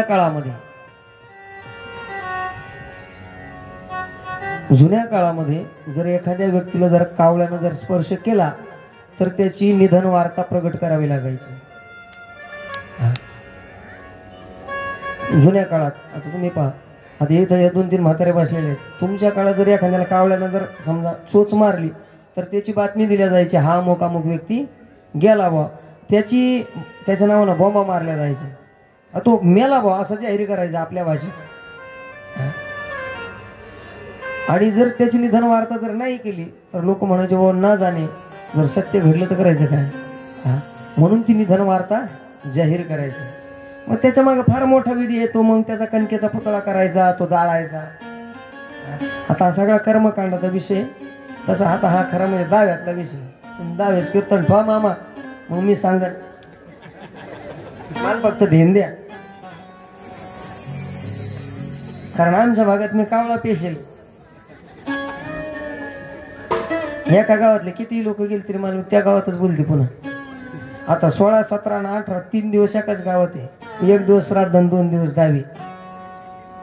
काय तुमचा सगळ्याचा आशीर्वाद वार करायचा. सांग, हा काक पक्षी सांगितलेला आहे अशुभ. हा फक्त कर्मकांडामध्ये शुभ मानला बरं का. कर्मकांड म्हणजे पिंडदानादी क्रिया. या पिंडदानामध्येच कावळा काय मानला, शुभ मानला. मग आता त्याच्या मागचं कारण सांगितलं. या जयंताने काक पक्षाचं स्वरूप धारण केलं आणि सीतेला स्पर्श करण्याचा प्रयत्न केला. सीतामाईला राग आला. कारण सीतामाई ह्या पतिव्रता आहे नाही का. सीता, तारा, मंदोदरी या 5 जणी आहे नाही का. मग यांना ज्या वेळेस सीतामाईला तो काक पक्षी हे माहीत नाही, त्याच्या आतून कोण आहे हे माहीत होतं. त्याच्या आतमध्ये आता शेवटी इंद्राचाच पुत्र, बापाचे संस्कार पडणारच ना पोरात. इंद्र म्हणजे काय एवढं लय कॅलेंडर साफ आहे कधी नाही ना. इंद्र पडले भग चंद्र झाला काळा, नारद चुकला चाळा भजनाचा. हा इंद्र जर मी म्हणतो, इंद्राच्या पार्टीमध्ये चंद्र होता, त्याचे हात पळशालाच काळे. हा त्याचाच पोरगा आहे जयंत. सीतामाईला स्पर्श करण्याकरता सीतामाईला राग आला. रामजीला सांगितलं म्हणले बघ मुली नाही पहिल्यांदा स्पर्श केला म्हणले. आता रामजीनं दरभजी काडी उचलली आणि दरभजी काडी महाराज रामजीनं हातामध्ये घेतल्याबरोबर त्या काक पक्षावर सोडली. तो कावळा पळायला लागला. इतका पळाला महाराज स्वर्गात गेला, सत्यलोकात गेला, वैकुंठात गेला, सप्त पाताळामध्ये गेला. तलातल सुतल महातल रसातल सगळ्या पाताळात जाऊन आला. 7 पाताळात गेला. तो 4ही बाजूला फिरून आला. 4ही दिशा अष्टदिक्पाल सगळे पालथी घातले त्यानं. भगवान भोलेबाबाकडे गेला. भोलेबाबानं सांगितलं म्हणजे बघा मी वाचू शकत नाही. ब्रह्मदेवानं सांगितलं नाही जमत, आमच्या हातात ती सत्ताच नाही म्हणले. इंद्रकडे गेला. इंद्र म्हणला मी फक्त ग्रामपंचायत लावून धरू शकतो, भुवन नाही लावून धरू शकत म्हणले. ते राज्यसभा आहे, हे काय ग्रामसभा थोडीच आहे, नाही जमणार म्हणले. असं करा तुला जिथून हा मार चालू झाला ना म्हणले तू तिथं जा, त्यांची शरणागती कर. त्यांनी जर वाचवलं तर वाच. धावत धावत आला महाराज जयंत. बचाव बचाव बचाव, त्राहिमाम त्राहिमाम त्राहिमाम. काक पक्षाच्या रूपकामध्ये तो कावळा सीतामाईच्या पायावर लोटांगण घ्यायला लागला. सीतामाईला सांगतोय आई साहेब वाचवा, आई साहेब वाचवा वाचवा वाचवा. आता हा दर्भबाण माझा प्राण घेतल्याशिवाय सोडणार नाही. आणि रामजीचा नियम होता एकदा भात्यातून बाण सुटला रे सुटला, तो आपला निशाण साधल्याशिवाय माघारी येत नव्हता. शेवटी सीतामाईने सांगितलं म्हणले जाऊ द्या, लहान मुलगा आहे, झाली चूक त्याने मान्य केली म्हणले सोडून द्या. रामजीने सांगितलं माझा बाण सुटला सुटला, तुला एक तरी अवयव घालवावं लागेल. रामजीने सांगितलं म्हणजे असं कर म्हणले तुझं पूर्ण शरीर नाही मी विनाश करीत त्याचा, पण एक अवयव तुला अंगदान द्यावं लागेल. रामजीनं काय केलं, त्याचा एक डोळा पडला हा त्या जयंताचा. म्हणून त्या दिवशीपासून कावळा हा एकाच डोळ्याचा आहे. काक दृष्ट्वा बकध्यानम श्वान निद्रात तैवच. हा तो काक पक्षी म्हणायला लागला म्हणले अरे देवा मला एकच डोळा ठेवला तू. देवानं सांगितलं म्हणलं अरे पण तुला 2 डोळीची ताकद एकाच डोळ्यात देतो ना, कशाला डबल मोतीबिंदूचं ऑपरेशन करतो. तुम्ही पहा एकाच डोळ्याचा कावळा आहे पण नजर मात्र फार तीक्ष्ण आहे. रामजीची कृपा आहे. पुढे पाहता पाहता एक दिवस अत्रि मुनीच्या आश्रमामध्ये रामजी, लखनजी महाराज आणि सीतामाई गेले. गेल्यानंतर महाराज अत्रि मुनीनं रामजीला थोडस चिंतन सांगितलं, अध्यात्माचं वर्णन. महात्मा काय सांगू शकतो महाराज, एक धर्म स्थापनेची लक्षणं आणि दुसरं म्हणजे भगवंताची चिंतन. याच्या पलीकडे महात्म्याजवळ आहे तरी काय. परमार्थ हे महाधन जोडी देवाचे चरण व्हावया जतन, हे उपाय लाभायचे महात्म्याजवळ आहे तरी काय. आपल्या आपल्या मस्तीमध्ये सीतामाई आश्रमात गेल्या आणि अनुसया मात्याजवळ बसल्या. आणि अनुसया मात्याजवळ बसल्यानंतर अनुसया मातेनं पातिव्रत्य धर्माचा उपदेश सीतामाईला केला. स्वामीजींनी याचं फार सुंदर वर्णन केलं. स्वामीजी म्हणतात 4 गोष्टीची परीक्षा गुरुजी ही आपत्कालीन वेळेत होत असते. कधी? आपत्कालीन. पहिला धर्म, दुसरा सांगितलं धैर्य, तिसरा सांगितला मित्र आणि चौथी सांगितली पत्नी. हे कधी कळतात आपले माहिती का? ज्यावेळेस आपल्यावर वेळ आली का त्यावेळेस, तोपर्यंत नाही.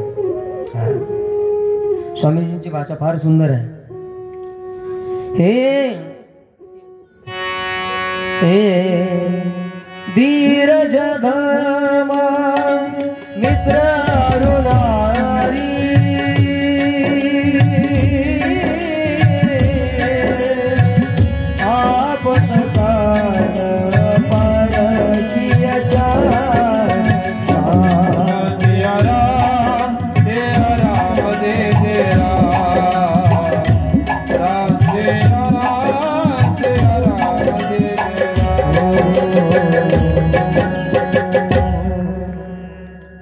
धीरज धर्म मित्र ऋणारी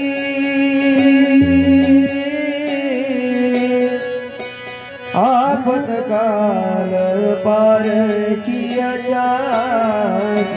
या 4 गोष्टीचे पारक आपत्ती काळात होते. आज लय साऊंड गोड लागला पटेल, छान साऊंड लागला. आज टाळी वाजवा गाड्या त्यांच्या करता एकदा.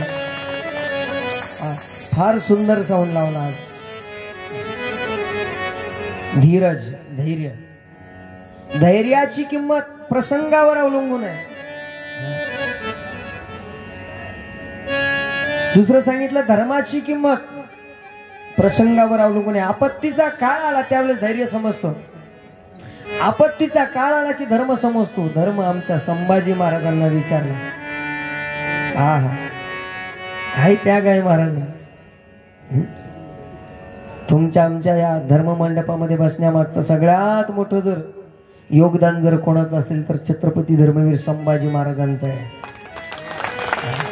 महाराज ह्या महात्म्यांचं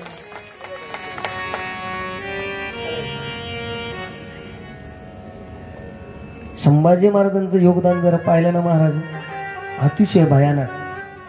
जन्म झाल्यापासून तर शेवटच्या श्वासापर्यंत, शेवटच्या श्वासापर्यंत संभाजी महाराजांनी प्रतिकारच केला. जन्म झाल्यापासून महाराज कल्पना करा, जन्म झाला ना आई गेली. काय दुःख आहे महाराज, दुःखाच्या खारोळ्यातच आयुष्य गेलं संभाजी महाराजांचं. आई गेली. हो कल्पना करा ना, स्वतःच्या पोटच्या पोराच्या श्राद्धाचे लाडू वाटायचे. याच्यात कोण करून दाखल दाखवा मला, कोण दावा घालेल बरं आपल्या जित्या पोराचा. ज्या काळात अहो स्वतःच्या पोराला कोण वाली ठेवीन सांगा ना, कोण गाण ठेवीन बरं आपल्यामध्ये. नाही ठेवू शकत देवा. हा छत्रपती शिवाजी महाराजांचा त्याग आहे, छत्रपती धर्मवीर संभाजी महाराजांचा त्याग आहे. ही जी माती स्वतंत्र झालेली दिसती ना तुम्हाला, हिला जर चांगलं मन लावून जर कान लावून जर तुम्ही ऐकलं ना, याच्यामध्ये आपल्या पूर्वजांच्या रक्ताचे अणू तुम्हाला आजही सापडतील. आजही आपल्या पूर्वजांनी रक्त सांडलेलं आहे, त्या रक्ताचा सुगंध तुम्हाला जागा करेल की आम्ही मेलो या मातीमध्ये म्हणून. ही माती फुकट स्वतंत्र झाली नाही ना.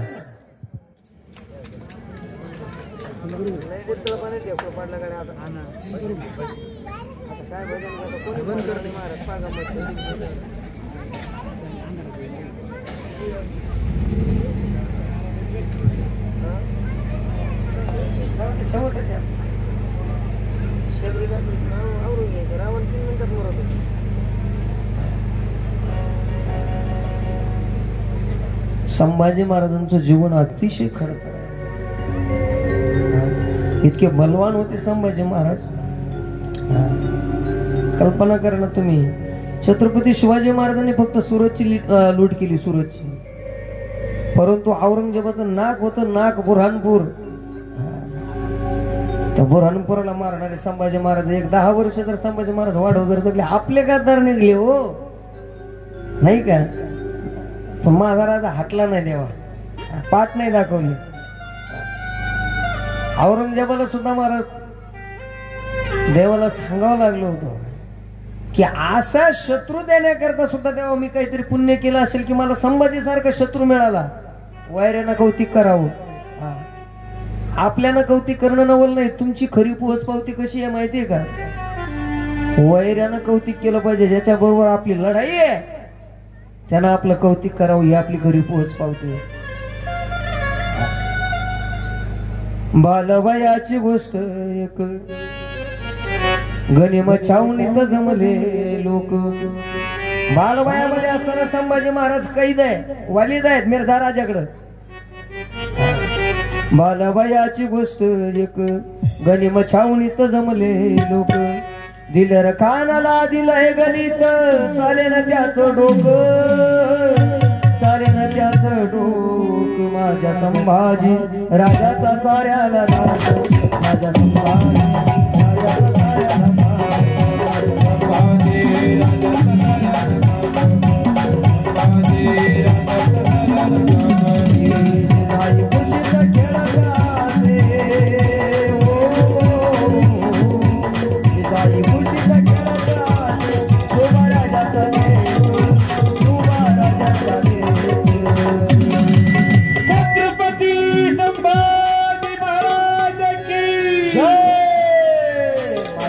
माझी राजा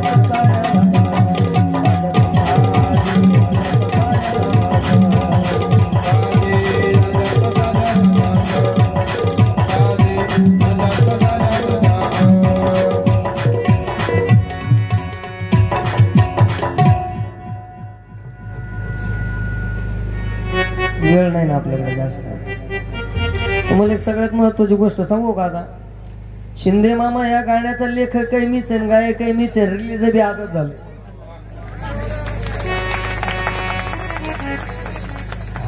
येता येता सहज आम्ही सहज गायलं. हे गाडी चालवायला हे माग मोकळे मागे शिटड वाजत होते. म्हणलं मग असं तर मी वाजवा तुम्ही आता होऊनच जाऊ द्या. आता रचायला मीच आणि गायलाय मीच. आता योग आला, प्रसंग आला, होऊनच जाऊ द्या. हे हे देश धर्म पर मिटने वाला शेर शिवा का छावा था, महापराक्रमी परम प्रतापी एक ही शंभू राजा था. शेवटच्या श्वासापर्यंत धर्म सोडला नाही. धीरज धर्म मित्र अरुणारी. अनुसया माता सांगते, पतीवर जर वेळ आली तर पत्नीनं पतीचा त्याग करू नये. हे पतिव्रतेचं पहिलं लक्षण आहे. पतीचा पगार चांगला आहे म्हणून त्याचा संग करायचा आणि त्याच्यावर विपरीत काळ आला म्हणजे त्याचा हात सोडायचा. हम तो चले परदेश. लय अवघड आहे सध्याच्या घडीला. भयानक परिस्थिती आहे. पण तुम्हाला खरं सांगू, तुमची ओळख तुमच्या पतीमुळे. लक्षात घ्या गाड्या, तुमची ओळख कोणामुळे? तुमच्या मालकामुळे. तो दुबळा असेल, गरीब असेल, कसाही असेल, पण तो कोण आहे? तुमचा मालक आहे. तुम्हाला सन्मानानं विश्वामध्ये फिरण्याकरता त्याचंच लायसन एक. हा, गणी केलं, किती शृंगार केला, किती इमानदार वागले ना, लोक तिच्या तोंडावर थुकणारच आहे बाबा, ध्यानात ठेवा. हा, तुम्ही किती गरीब असू द्या, संध्याकाळची तुमच्या भाकरीची पंचायत असू द्या, कदाचित तुम्ही धुणे भांडे करणारे असू द्या, ज्याच्या घरी तुम्ही धुणे भांडे करताना त्या मालकानं उरलेलं टोपल्यातलं तुम्हाला जरी दिलं, त्याच्यावर तुमचा उदरनिर्वाह तुम्ही करत असाल. पण तुम्ही जर तुमच्या मालकाच्या आज्ञेत असाल तर जगातली सगळ्यात श्रीमंत पत्नी तुम्ही असाल. लक्षात ठेवा. सगळ्यात श्रीमंत बाई म्हणजे तुम्ही. मग आपण कोण हे एकदा विचारा स्वतःला. जी पतीच्या आज्ञेत आहे ती, जिनं पतीला आज्ञात ठेवला ना, इथं बसले मारुती बाप मग गादा घेऊन उभे, नंतर मग तुमचा हिशोब. आम्ही आमच्या पक्षातल्या कार्यकर्त्याला चांगली जागा देऊ बसायला वर. मग तुम्ही म्हणाल मी तुमची, ते म्हणा मला नाही माहिती. जर या मना जर विचारलंच उद्या का हे तुमची घरवाली, ते म्हणून नाही नाही अजिबात नाही. अहो ही म्हणून मी तुमच्याकरता वडाल. अरे त्या वडाला येड्यात काढलं म्हणजे मला नको काढू. तू बाई माही कोणीच नाही, तू होती तवाय तानच दिला वाया भेन. मी मसन काय आलो इथं येऊन, मी नारकात येऊन बसलो. तू इथं तरी नाही यायची, पण तू आधी इथं हजर आहे. तू तानच देऊ नको. तुला मी भरपूर जल्ल गाड्या. तो ह्या करताना 9-12 केली, 12-3 केली, तिन्ही शिप केल्या बाई. शेवटी तो मला शिपावर आणलं का अक्का. झापूक झुपूक नकोच, ते दिलाचं फाटूक बंदच. तुम्ही जर मालकाच्या आज्ञेत जर राहिला ना, तुम्हाला नेण्याकरता विमान इथं येईल, इथं लँडिंग होईल ते, आणि तुम्हाला वैकुंठापर्यंत घेऊन जाईल. तुका म्हणे पतिव्रता तिची देवावरी सत्ता. अनुसया माता सांगते सीतामाईला, धीरज धर्म मित्र अरुणारी अपतकाल पार किये चार. आपत्तीच्या काळामध्ये पतीची सेवा करते ते. तदनंतर पुढे विश्वामित्र आत्री मुनीच्या सांगण्यावरून सीतामाई आणि रामजी महाराज पंचवटीच्या दिशेने निघाले. सुतीक्ष्ण महाराज रस्त्यामध्ये भेटले. अगस्त्य मुनी यांचा संवाद झाला. अगस्त्य मुनींना पंचवटीचं स्थान सांगितलं की प्रभू तुम्ही इथे राहा. त्या दंडकारण्यामध्ये प्रवेश केला. पुढे जटायूची भेट झाली. हा जटायूचा आणि रावणाचा संघ घडला. रावण आला. रावणाने सीतामाईला घेऊन गेला. आणि आता शूर्पणखा वगैरे यांचा विस्तार सांगायचं राहून गेला बरं का. हा मग आता मग ते शूर्पणखेने महाराज का कशा करता तिचं नाक कापून घेतलं. त्याचं फार सुंदर चिंतन आहे, परंतु वेळेचा अभाव आहे, 11 वाजून गेलेले आहेत, म्हणून आपण थोडंसं आता धावतं रामायण घेणार आहोत. हा पुढे मारीच गेला, रावणाने सीता नेली, जटायूचे पंख भंग पावले, महाराजांनी जटायूचा शेवट झाला. आणि तदनंतर पुढे अगस्त्य मुनी काकभूषणजी महाराज गरुडाला सांगतात आणि स्वामीजी तुम्हाला आम्हाला वर्णन करून सांगतात. पाहता पाहता एका महान भगवत भक्त जे आहेत, जिचं स्वरूप अत्यंत दीन आहे आणि जी स्वभावाने दीन आहे,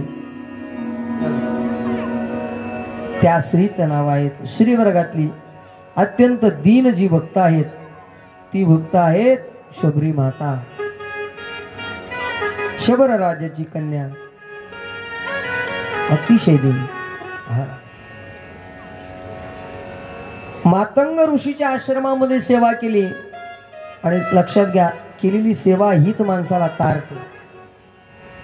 तुका म्हणे संत सेवा हिची देवा उत्तम. हा मातंग ऋषीच्या आश्रमामध्ये केलेल्या सेवेचं फळ, सगळ्यांना काही ना काही ज्ञान दिलं, सगळ्यांना काही ना काही योगदान दिलं, काय करावं. तदनंतर शबरीला काय द्यावं म्हणून मातंग ऋषीने सांगितलं की हे शबरी, एक दिवस जगाचा मालक तुझ्या आश्रमात येणार आहे. आणि पाहता पाहता महाराज शबरीवर रोज उठावं, मामा आपा झाकी थोडी त्याच कोपऱ्यात राहू द्या, 2 मिनिटं शबरीचं चिंतन घेऊ आणि लगेच आपण राम हनुमानजी महाराजांची भेट घेऊन टाकू. पाहता पाहता महाराज शबरी देवाला विनंती करायची, प्रभू जब मेरे राम जी का आवन होगा, शबरी के कुटियों का पावन होगा,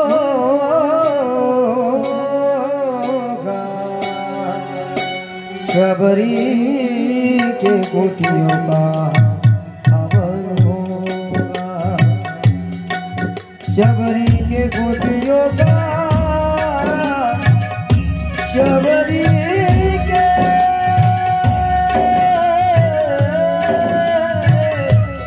कुटियों का पावन होगा.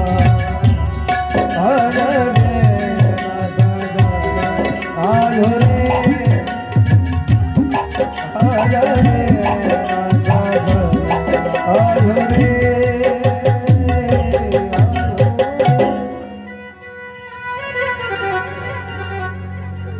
जसं सुचल तसं पचल.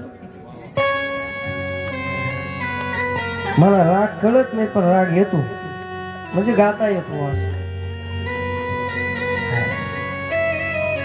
शबरी रोज वाट पाहायची आणि पाहता पाहता एक दिवस शबरीची तपश्चर्या पूर्णत्वाला गेली आणि पाहता पाहता रामजीचं आगमन झालं.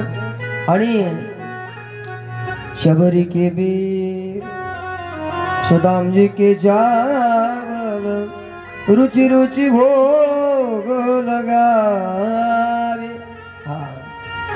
शबरीचे उच्चिष्ट बोरे खाल्ले, मग बोरे खाय भिल्लनीची. ऐका महिमा आवडीची बोरी काय भिल्लनीची, थोर प्रेमाचा बुकेला. पाहता पाहता रामजीनं बोरं खाल्लीत आणि त्या शबरी मातेला महाराज 9विधा भक्ती प्रदान केल्या. एक भक्ती नाही दिली शबरीला, किती दिल्या आबा? 9 प्रकारच्या भक्ती.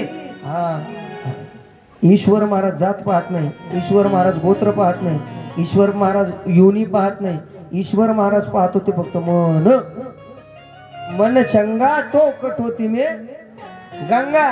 आणि जर कदाचित ज्याचा जन्म गंगेच्या कडावर झाला असेल ना, त्याची परिस्थिती सांगतो, गावची गंगा गुडघ्याला सांगा.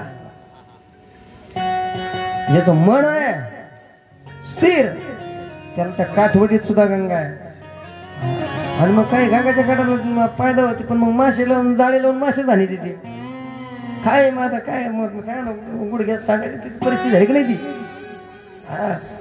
म्हणून शबरी मातेला 9 प्रकारची भक्ती दान दिली आणि शबरी मातेच्या सांगण्यावरून रामजी महाराज हनुमानजी महाराजांच्या दिशेनं पावलं टाकतात. शबरी मातेनं त्या पंप सरोवराच्या त्या पवित्र वातावरणामध्ये भगवंताच्या स्वरूपाशी एकरूप होऊन शबरी माता भगवंताच्या स्वरूपाला मिसळून गेली, अर्थात रामरूप झाली. आणि आता रामजी महाराज आणि लक्ष्मणजी महाराज येऊ द्या. ज्या ठिकाणी हनुमानजी महाराज आहे, सुग्रीवजी महाराज आहे, अशा या पवित्र पर्वतावरती निघालेले आहे.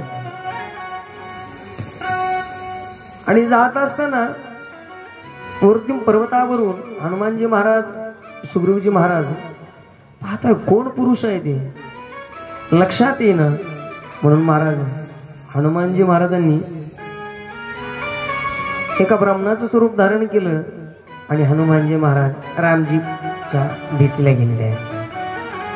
आणि ज्या वेळेस महाराज रामजीच्या भेटीला जात असताना संवाद साधला, कोण आहात तुम्ही, ओळख दिली, सांगितलं मी अयोध्याधिपती राजा दशरथजी महाराज यांचा ज्येष्ठ पुत्र राम आहे. राम म्हणल्याबरोबर महाराज हनुमानजी महाराजांना इतका आनंद झाला की रामजी महाराजांच्या जवळ हनुमानजी महाराज धावतच पळत आले. महाराज काय नेमकी रामाची हनुमंताची काय गडबड झाली.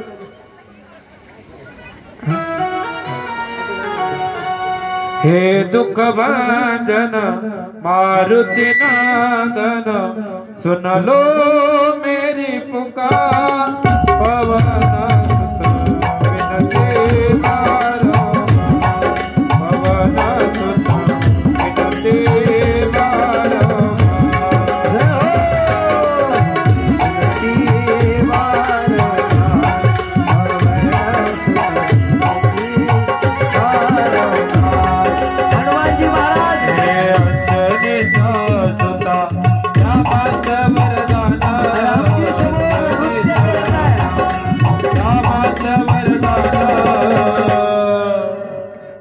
एक मुखान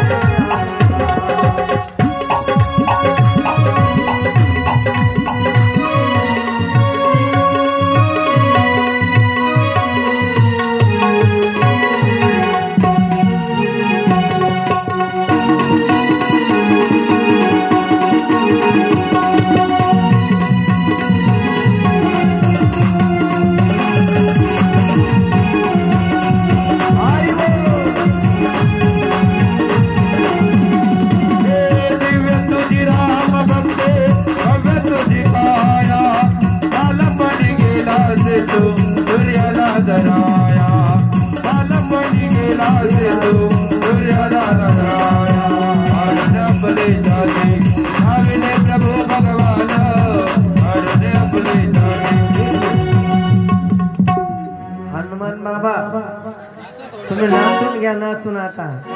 कारण हा योग पुन्हा नाही. आपल्याकडे आयुष्य फक्त शिल्लक किती आहे माहितीये का? 10 मिनिटं आहे. 10 मिनिटात रामायण संपणार आहे आपलं. तेव्हा बाकी कोणाला इच्छा असली नाचून घ्या, पुन्हा नंतर नाचायची योग येणार नाही बरं का. नंतर तुम्ही म्हणाल महाराज थोडं, मग आम्ही म्हणाल नाही आमचं गेलं येडं. राम भेट आहे, भरत भेट आहे, हा योग पुन्हा पुन्हा नाही. या नाचून सर्वांना विनंती आहे. जय हो. अंजनीचा सुता तुला रामाचं वरदान